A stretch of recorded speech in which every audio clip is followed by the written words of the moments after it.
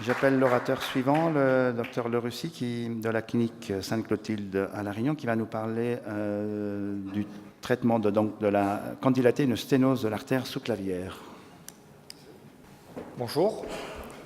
Donc, j'espère qu'après cet exposé, après une douzaine de minutes, vous saurez tous quand dilater, quand traiter une sténose de l'artère sous-clavière. Rapidement, les sténoses de l'artère sous-clavière ont plusieurs origines. Ça peut être, et c'est la plupart du temps d'origine athéromateuse, parfois après irradiation, qu'elle soit cervicale ou médiastinale, ou après des maladies inflammatoires, parmi les plus célèbres, le Takayasu, Orton ou B7. C'est quelque chose qui est assez fréquent, qui est la plupart du temps sténosant, qui a une évolution plutôt lente, donc beaucoup plus rarement on le retrouve au stade d'occlusion, dans seulement 3% des cas. Et l'un comme l'autre sont plus fréquents à gauche qu'à droite. C'est rarement symptomatique, il n'y a pas énormément d'études menées là-dessus, mais sur cette étude-là de 15 patients qui a été publiée en 2000, 15% des patients qui avaient une sténose étaient symptomatiques. Et comme je le dis, c'est rarement évolutif. La symptomatologie va dépendre de la zone touchée. On n'a pas les mêmes symptômes si c'est le segment prévertébral ou post-vertébral qui est touché. Et on n'a pas les mêmes symptômes à droite ou à gauche, selon la localisation, parce que la disposition est asymétrique. Elle est asymétrique. À droite, l'artère sous-clavière est complètement... non. Bon, elle est complètement cervicale, avec une naissance au flanc postéro-droit du TABC. Et à gauche, par contre, elle naît en regard du bord postérieur de la... Ah, là, ça a failli marcher. Elle naît en regard du bord postérieur de la trachée, juste après l'artère sous-clavière gauche, l'artère carotide commune gauche, et son trajet est médiastinal. Son trajet est médiastinal, vertical. Ensuite, dans le cluster claviculaire, il prend une courbe légèrement concave vers le bas. Et bon, je ne reviendrai pas sur les histoires de syndrome du défilé costoclaviculaire qui ont largement été évoquées auparavant. Première étiologie, la pathologie athéroscléreuse, c'est 95% des lésions, c'est quasiment tout le temps ça. Elle prédomine plutôt à gauche, probablement par sa localisation et par le fait qu'elle naît directement de l'aorte. Et c'est plus souvent des sténoses que des occlusions. Deuxième étiologie, par ordre de fréquence, la maladie Takayasu, qui est une maladie inflammatoire de l'aorte et des branches proximales qui touche plutôt la femme, plutôt dans les pays asiatiques ou du Proche-Orient, même si on en décrit certains aussi en Amérique. En tout cas, en France métropolitaine, la plupart du temps, ce sont des patients soit d'Afrique du Nord, soit des patients entiers. Il y a également des causes extrinsèques de compression, je ne reviendrai pas sur le syndrome du défilé, et des causes radiques. Ici, c'était une sténose radique qui survient généralement entre 5 et 10 ans après l'exposition à l'irradiation. Donc voilà, le cœur du dossier, ce qui nous intéresse, c'est des indications. Donc mon propos traite de candidaté, donc de l'angioplastie, mais on peut aussi faire des approches chirurgicales ouvertes. Le choix du traitement angioplastie ou chirurgie va dépendre à la fois des lésions associées qui peuvent être présentes. Est-ce que nous sommes dans le cadre d'une thrombose aiguë où il faut faire en même temps une thrombectomie? Est-ce qu'il y a un syndrome du défilé? Est-ce que la lésion est longue, post- ou prévertébrale? C'est tout ça qui va nous indiquer le type de prise en charge. D'abord, les lésions asymptomatiques. Donc, on va traiter les lésions asymptomatiques lorsqu'elles sont en amont d'un pontage aortocoronarien mammaire, donc on voit ici ou ici. Donc on voit une sténose juste en amont d'un pontage coronarien, souvent on utilise la mammaire interne, et ce sont des patients qui se retrouvent avec des syndromes coronariens ou un angor après cette thrombose ou cette sténose, et ce n'est pas un problème de pontage, c'est un problème de lésion en amont. L'indication est aussi retenue pour les revascularisations de membres inférieurs lorsqu'on a des pontages axillofémoraux ou axillobifémoraux. On va traiter ces lésions. On recommande aussi de faire des explorations systématiques des troncs supraortiques, c'est fait à chaque fois avant les chirurgies des pontages orthocoronariens, pour traiter cette lésion si elle existe avant de faire le pontage à partir de la mammaire interne, évidemment. On va traiter également les lésions, comme le disait Ruben auparavant, en amont d'une fistule. Et par contre, quand on découvre de manière fortuite que ce soit une sténose ou une occlusion de la veine sous-clavière, évidemment, on ne la traite pas, enfin on la surveille. On surveille surtout le patient et ses symptômes. Alors le seuil de 75%, on le retrouve un peu partout dans l'OMC, dans les recommandations, mais c'est pas comme pour la chirurgie carotidienne où on a opéré les patients à 60, 40, 70. Donc en tout cas, c'est pour des lésions très sévères et surtout des lésions plutôt symptomatiques. Maintenant, le vol vertébral, le célèbre vol vertébral, qui consiste, comme il y a une occlusion de l'artère sous-clavière avant l'artère vertébrale qui habituellement circule vers le cerveau, se met à circuler à l'envers pour revasculariser le bras. C'est un phénomène qui est recherché souvent. Plusieurs études ont été menées. Ce n'est pas quelque chose qui est très fréquent dans la population générale, mais que l'on peut retrouver même parfois de manière fortuite. Cela donne des symptômes ischémiques dans de rares cas, entre 5 et 15% selon les études. C'est hémodynamique dans 35% des cas, c'est-à-dire que le reflux va être favorisé par des mouvements qui favorisent l'afflux sanguin au niveau du bras, qui se met à voler le sang au niveau vertébro-basilaire, et ça n'est invalidant que dans 5% des cas. En tout cas, dans les études, il n'a jamais été prouvé qu'un infarctus à l'imagerie était causé par un simple vol vertébro-basilaire unique. Donc, il faut rechercher, quand on a des symptômes d'ischémie vertébro-basilaire, des vrais symptômes de la fosse postérieure, donc des vertiges, des drop attacks. Il faut, pour corroborer cela, que cela vienne lors d'efforts du membre supérieur homolatéral. On va retrouver à chaque fois une anisotension. Et évidemment, à l'écho-doppler, on retrouve une lésion de l'artère sous-clavière qui est prévertébrale. Donc il faut faire attention, lorsqu'on a des symptômes qui sont peu spécifiques, chez quelqu'un qui a une inversion du flux dans l'artère vertébrale à cause d'une sténose, il faut être très prudent, et le fait d'avoir une inversion du flux et des symptômes peu spécifiques n'est pas une indication de correction de cette lésion. Il faut rechercher des signes d'ischémie vertébro-basilaire vrais, et souvent il faut rechercher des lésions d'autres vaisseaux à destinée cérébrale, donc souvent ce sont des lésions pluripédiculaires, avec des lésions vertébrales contralatérales, des lésions carotidiennes associées. Et en cas de constatation d'un simple vol vertébro-sous-clavier asymptomatique, c'est la prudence qui doit prédominer. Et il faut demander un avis ORL, un avis neuro, pour trouver d'autres causes de vertige. Le traitement, donc on voit, c'est pas le propos, mais chirurgicalement on peut réimplanter l'artère sous-clavière dans la carotide après avoir un petit peu tourné l'artère sous-clavière pour ne pas plicaturer la vertébrale, ou alors on peut traiter par angioplastie du segment prévertébral. Dans la littérature, il n'y avait pas de supériorité de la chirurgie par rapport à la dilatation. Dans la majorité des cas, on va traiter les sténoses de l'artère sous-clavière pour des symptômes d'ischémie du membre supérieur, que ce soit des symptômes d'ischémie aiguë par embole distale ou par thrombose, ou par des symptômes de claudication du membre supérieur selon l'activité professionnelle du patient, selon son membre dominant aussi, il peut ne pas s'en rendre compte, et selon la disposition de l'artère vertébrale et de la compensation par le vol. Donc le traitement en cas d'ischémie aiguë peut être combiné, chirurgical et endovasculaire.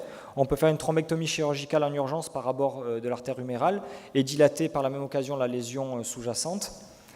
Ou en cas d'ischémie chronique, on peut traiter la sténose et il faut rechercher des codes surnuméraires, un syndrome du défilé, comme on le disait auparavant, pour le traiter également. Alors, est-ce qu'il faut traiter par endovasculaire les occlusions ? Bon, pour les sténoses, ça semble un peu plus évident, mais pour les occlusions, il y a eu des études, il y en a une très récente qui a été publiée en mai de cette année, qui essayait de voir si c'était possible, et quand c'était possible, est-ce qu'il y avait des situations dans lesquelles c'était meilleur ? Et en fait, on se rend compte que c'est assez évident, mais de plus en plus de chirurgiens ont essayé de recanaliser, et avec des bons résultats immédiats. Évidemment, ce sont plutôt dans les cas comme ici où on a on a un moignon, même le plus petit possible, où c'est plus facilement réalisé. Dans ces cas-là, on arrivait aussi à récupérer l'artère sous-clavière, mais à ce moment-là par voie rétrograde, à partir d'abord humérale ou d'abord radiale par certaines équipes. Le stenting est quasi systématique. On peut préférer des stents montés sur ballon lorsque les lésions sont ostiales ou post-ostiales. C'est plus précis, on évite de couvrir l'artère vertébrale. Dans des zones où l'artère est plus sinueuse, on peut utiliser des stents auto-expansibles. Il faut surtout faire attention à ne pas couvrir l'ostium de l'artère vertébrale. Il faut la protéger, on peut la protéger au départ avec un guide quand on fait la prédilatation. Et certains préconisent d'utiliser l'épreuve d'hyperémie, c'est-à-dire qu'on gonfle un brassard du côté du bras qu'on dilate, au moment où on dilate, et on le dégonfle quelques secondes avant l'inflation pour éviter les emboles dans l'artère vertébrale. Donc la chirurgie va plutôt être utilisée pour les occlusions, plutôt longues, mais l'endovasculaire est possible, comme le montrent ces publications. Et c'est la référence pour les sténoses simples, avec des très bons taux de perméabilité à 1 an, 3 ans et 5 ans. Et je terminerai avec cette diapo qui est de la HA, qui montre quand même sur ce qui est des sténoses de l'artère sous-clavière et du TABC, on a quand même des niveaux de preuve qui sont assez faibles. Il y a très peu d'études randomisées qui ont été menées là-dessus. Ce qu'il faut retenir, c'est que... je me suis trompé. 2 boutons.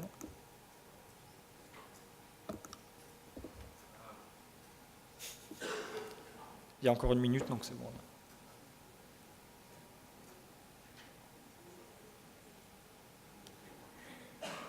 Donc, il faut être prudent lorsqu'il y a un vol vertébral qui est retrouvé. Je vais avancer. C'est le dernier slide.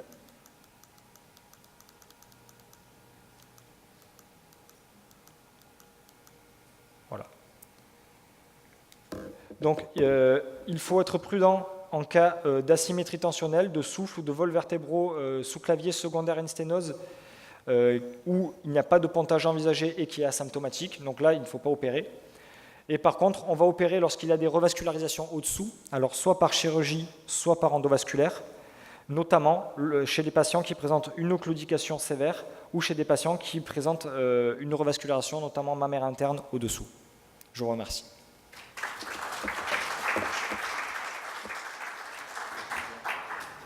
Question.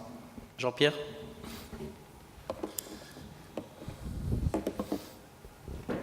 Alors une petite remarque, pour l'échodoplaire des troncs supraortiques, il faut toujours y associer un doppler transcrânien, notamment qui a un vol sous-clavier permanent, pour voir ce qui se passe au niveau du tronc basilaire. Il faut traiter l'athérome, surtout si la sténose est isolée, mais ce qui fait le pronostic de la lésion de la sous-clavière, c'est surtout, on en discutait avec Dominique, c'est les lésions carotidiennes associées, et là c'est un peu plus compliqué. Mais sinon, effectivement, c'est surtout ça qui fait voilà, le pronostic, c'est et rarement que ça. Sur le plan hémodynamique, il y a un vol sous-clavier permanent, ce qu'on appelle le stade 4, là tout est installé, tout est équilibré, ça fonctionne bien. Ce qui serait peut-être plus dangereux potentiellement, c'est un vol vertébral intermittent.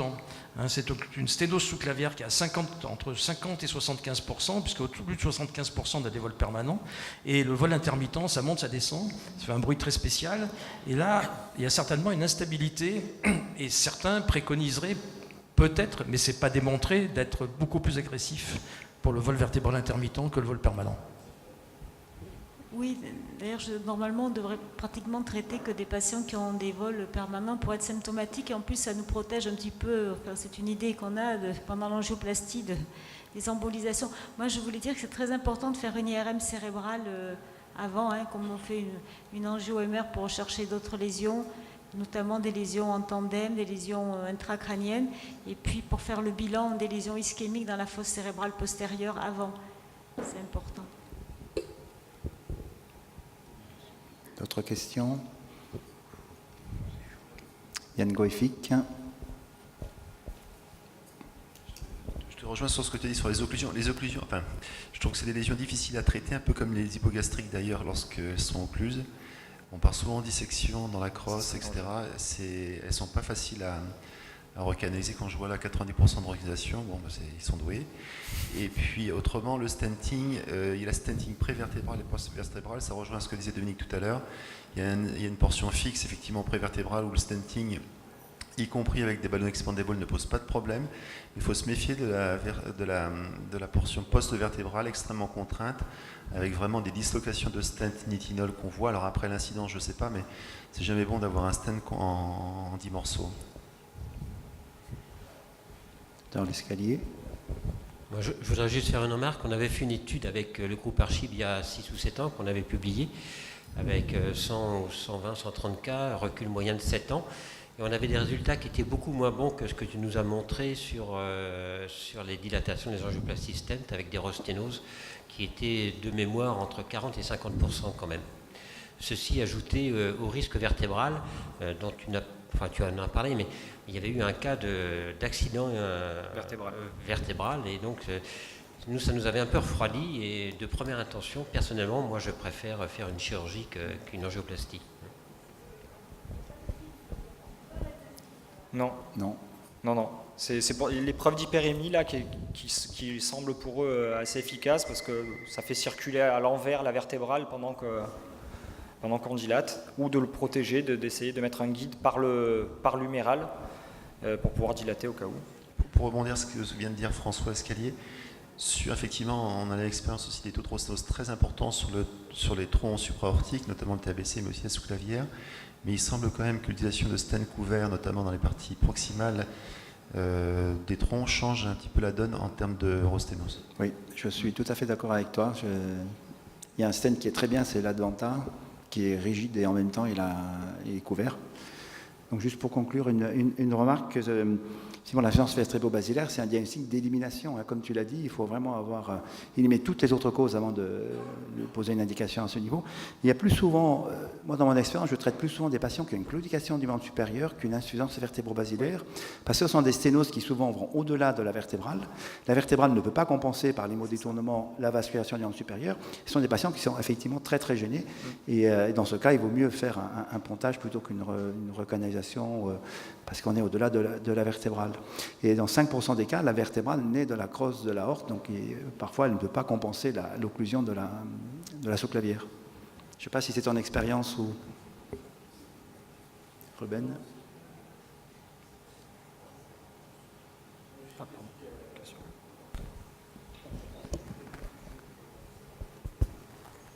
C'est juste une petite remarque aussi, je ne sais pas si je pas entendu la fin de ta question.